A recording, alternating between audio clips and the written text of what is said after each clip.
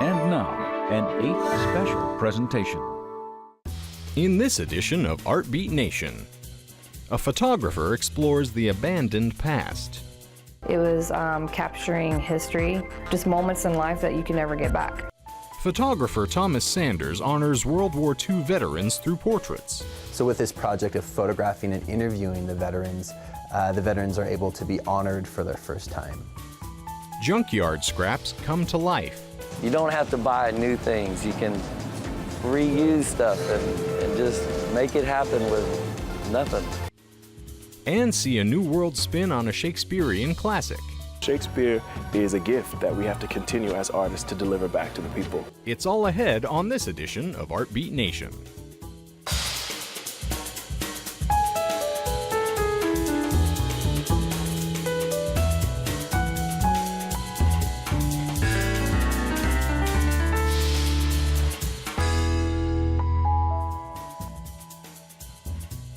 Funding for Art Beat Nation is made possible by contributions to 8 from viewers like you.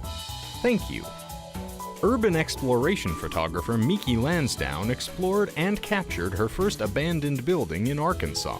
Now Lansdowne's art has brought her all the way to California, where her photos examine the past and its link to the present day. I'm Miki Lansdowne, and I'm an urban exploration photographer.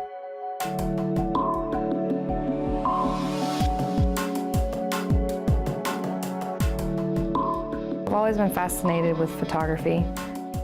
When I was a kid, my parents would buy me disposable cameras because we couldn't afford to buy a professional camera.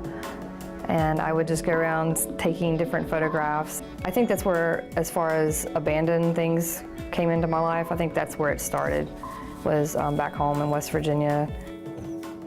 A lot of barns, old abandoned farmhouses. These are places that most people pass by every day. They don't even realize that they're there, or they see them and they think they're an eyesore, you know, please tear them down, or you know, whatever.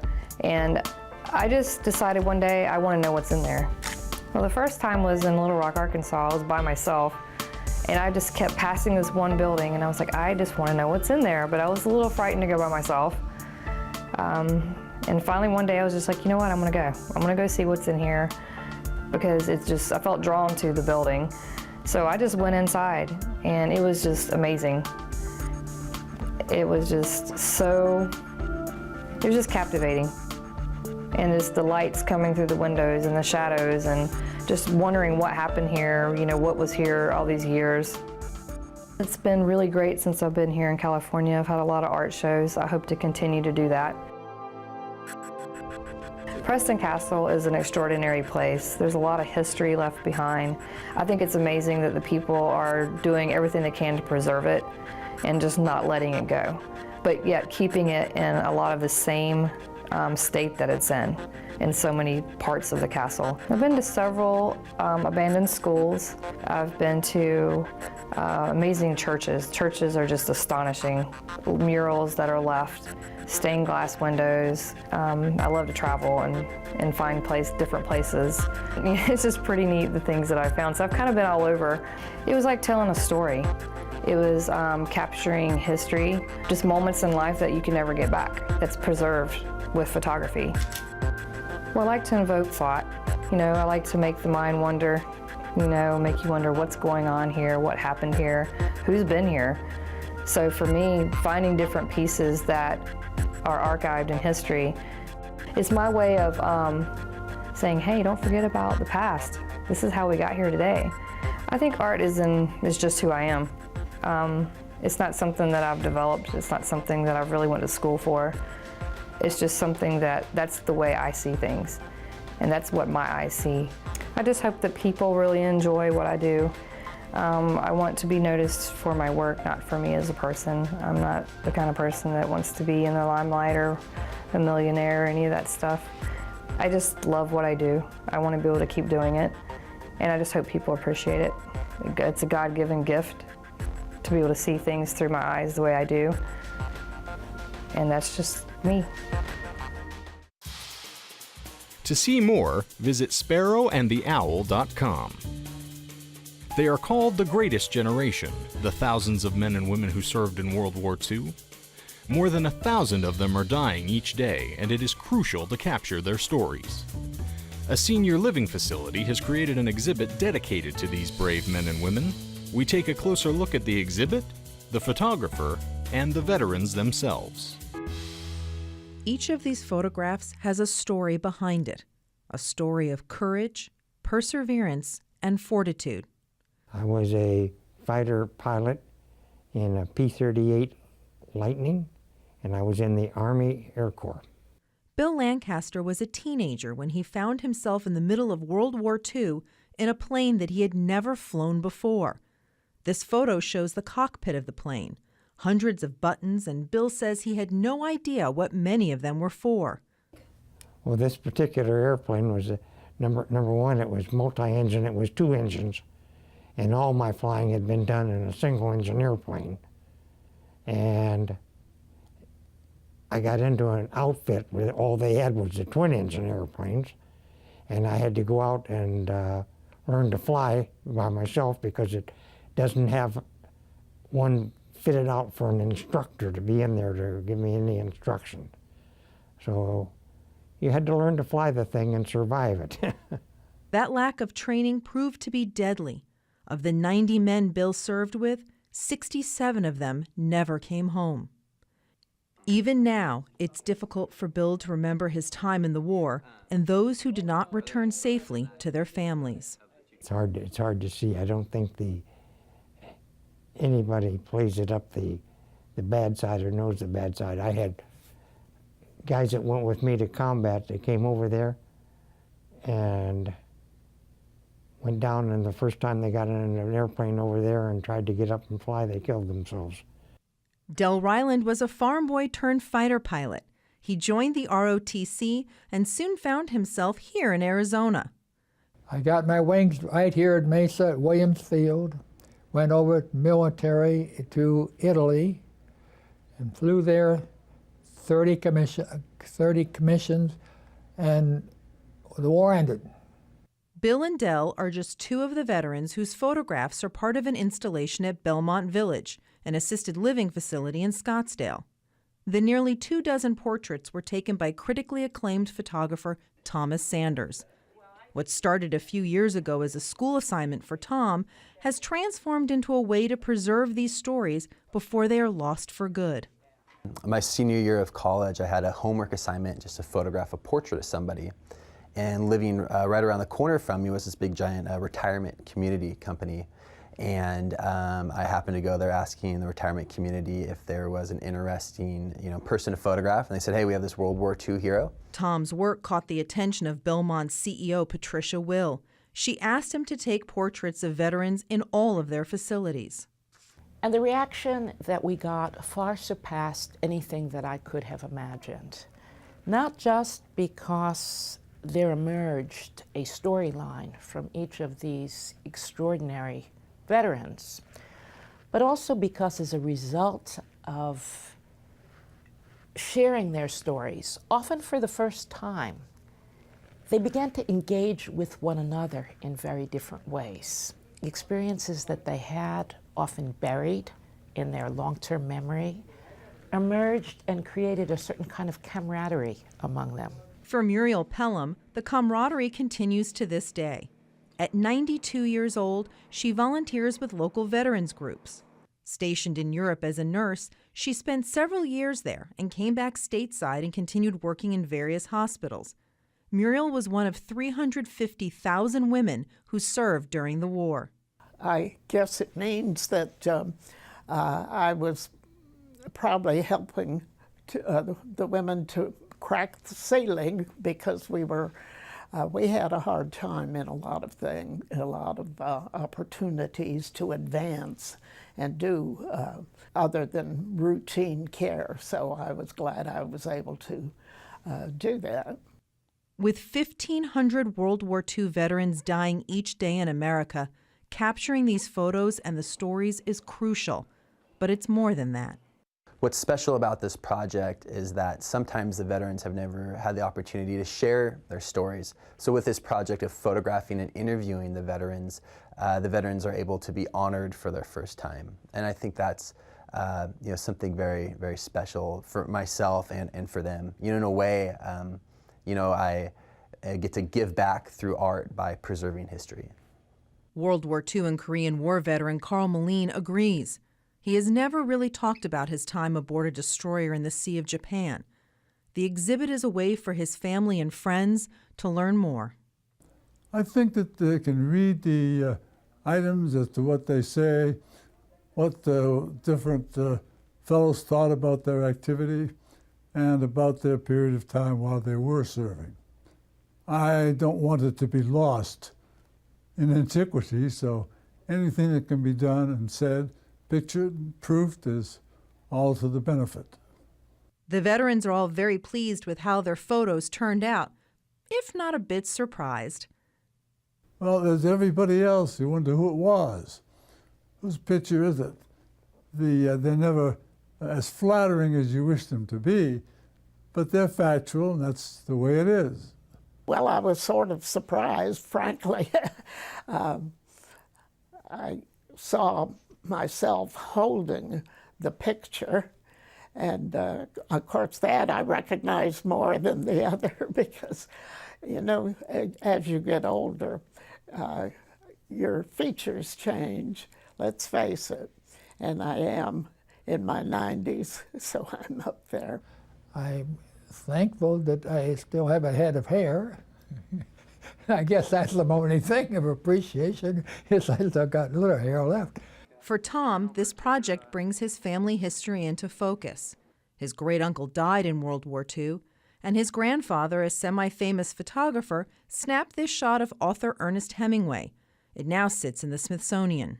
Yeah, when I photograph the veterans, I tend to use really dramatic lighting. Some of the veterans have objects from World War II or other wars that they've hung on to like their whole entire life, and so that helps tell their story, so I have them hold that object up. And on top of that, I really try and not overly direct the veterans too much. I have them hold the object. I might have them move a little bit in terms of posing, but I don't want too much of my own idea to be projected onto them. I'm just really trying to capture their essence and their soul. Tom's portraits are much like the men and women themselves, stark, unyielding, and stoic, with hints of vulnerability. They tell an entire life story, one that will now last forever. The whole idea behind the project is making people more appreciative of all veterans and soldiers, and through hopefully creating an interesting artistic portrait of the veteran and reading their story, I really hope that draws them in to help put their own lives into perspective.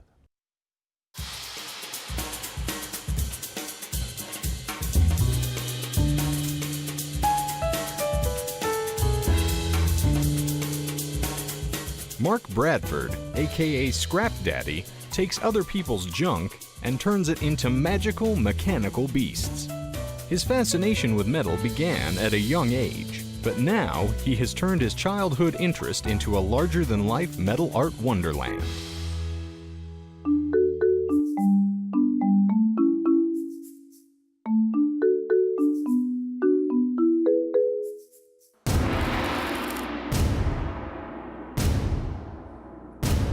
My name is Mark Bradford. I also go by the name Scrap Daddy because I like to go around to Houston scrap yards and collect things. My great-grandfather was an inventor in Louisiana, and growing up, I saw this big steel plant. I mean, it's like they forged these big, giant Hendrix dragline buckets inside of this big warehouse that I never got to go in. And I was like, oh my God, how do they do that? I was a bicycle courier in downtown Houston, and there's that big triangular Moreau sculpture, and I was like, I don't want to be a bicycle courier all my life. I took 4 years of welding, and I took all different kind of TIG, MIG, all kind of heliarc, all kind of weird, crazy things to learn how to put metal together, and then, that's the first step. And then it was a lot of, ever since it's been trial by error. Nicole's like, why do you keep working on this thing? I worked on this thing for a long time. I work with what I got, and like, I've had some critics say, Mark, that's ugly. Oh, yeah. And I'm like, but I had Bob Wire, you know, what am I gonna do with it? I mean, it's ugly because that's what I had to work with.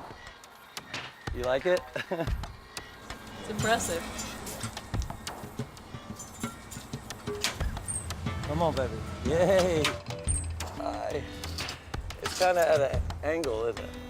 Normally, you know, you like to build a model first, like this one. But I built Mr. Green, which, you know, I'll never do again. I always build something small to figure out how it works. I'm constantly wanting to learn more. You know, I just can't do the same thing twice, because when you spend so many hours building something, you want to, you know, be excited about seeing if it works or not, and then that's why I come up with crazy contraptions.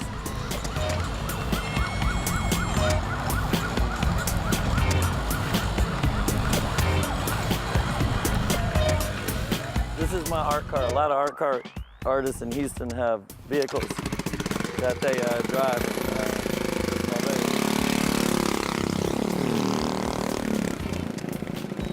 I asked myself, what would have happened if I grew up in another city where there wasn't the art car parade, or I don't know. I mean, and the art around town in Houston, the big sculptures that are around, when I grew up, I saw, you know, those pieces, and it, you know, just always appealed to me. This is Ely, and had made the Spoonazoid the year before, and it's completely covered in spoons. These are spoons from American Airlines out of Dallas. And after 9/11, they got rid of all their metal utensils. I didn't have enough left to do this car, but I had all the handles, and I made fans. It's good to run out of something because it makes you come up with something else.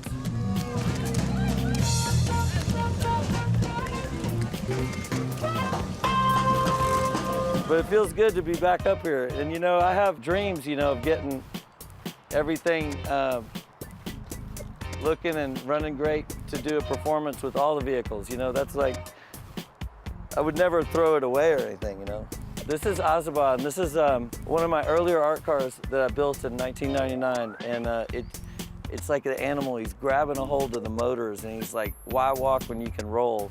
I built all the skeleton, and then I put 2 motors that run together. So like, I lay head first in a hammock in there. I look out of this medallion, and then someone rides on the saddle up here. Everybody thinks that she's driving it, but actually I'm in there head first looking out of the window.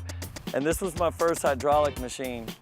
It's like half spoon car and half motor or whatever, but I stand up here, and it's like the Bronco Bull from Gillies totally inspired me. And then I like up here surfing it, and it wasn't able to hold up its own weight on the 8 legs, so I had to put 3 wheels under there, but it still looks really cool.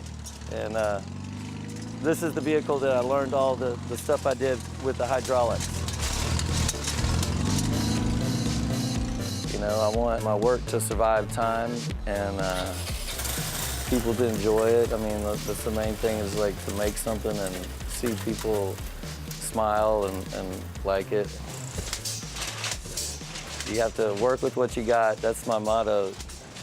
You don't have to buy new things. You can reuse stuff and just make it happen with nothing.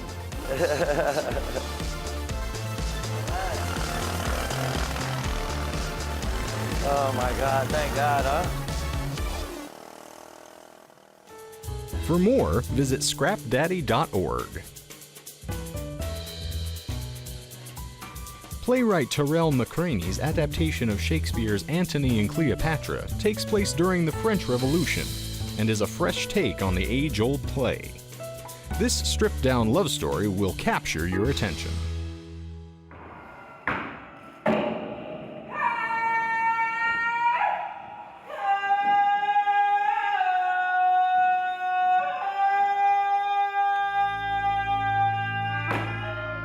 We're the co-producers, along with the RSC, the Royal Shakespeare Company in the UK, and the Public Theatre in New York City of Terrell McCraney's edited version of Shakespeare's Antony and Cleopatra.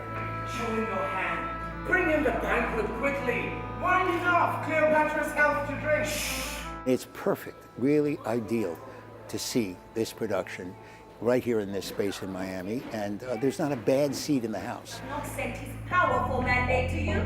The idea to set the play in Haiti during the French Revolution, or Haitian Revolution, revolt from the French, it was important to me to find a way to make sure that narrative spoke to my most instinctual history, the history that I grew up around, history about the island of Hispaniola, the island of Santo Domingue, the island of Cuba, of the Bahamas. All of those histories were immediate and visceral in my cosmology. So what I wanted to do is make sure that if I was going to do a play like Antony and Cleopatra, that history still spoke to the people in my community. To be in Miami, where he's from, and close at least to the Caribbean, to Haiti where it's set, and to be feeling this heat and the very particular flavor of Miami, close, as I said, to where we're setting our action, feels like it gives it an extra depth. It's great. This version of Shakespeare's play is, I think, one that anyone can understand, and I hope anyone can be viscerally gripped by it, because I think it's properly exciting in a way that only theatre really can do at its best. Where is he? I did not see him since. See what he is, who's with him, what he does. It's a very fun, interesting, sexy, crazy, story. So I think a lot of people will be able to relate to it, and especially because of the Haitian culture that's here in Miami. So I'm really excited to see how they'll respond to it. It's a very stripped down, very lean version of this love story, which is, I think, more famous than it is known, if you know what I mean. It's actually a play that a lot of people don't know very well, that they know the myth of Antony and Cleopatra. My duties are to bring life to certain objectives and scenes that need movement to give full disclosure of what is happening during that time period of Haiti and France, where you have ballet and you have movements of the African diaspora in Haiti. When we're in Haiti, we actually sort of speak in Haitian dialects, and then when we're in France, we're using mostly like British dialects, because most of the actors who are in sort of the French court are British.